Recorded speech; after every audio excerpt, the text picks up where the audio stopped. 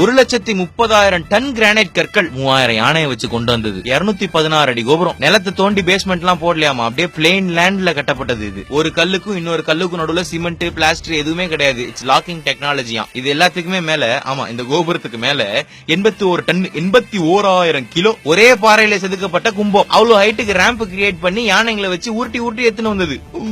1000 வருஷத்துக்கு முன்னாடி திரு ராஜராஜ சோழன் அவர்களே, it is fantastic, you know, பெருமையா சொல்லலாம் அப்படின்றது இதுதான். யாரு இவன் கள்ள தூக்கி போறானே அப்படின்றது it is fantastically you and you only. இமேஜினரியா இருக்கிற அந்த பாட்டை உங்களுக்கு டெடிகேட் பண்ணி நாங்க வந்து ஒரிஜினல் ஆக்கோம்.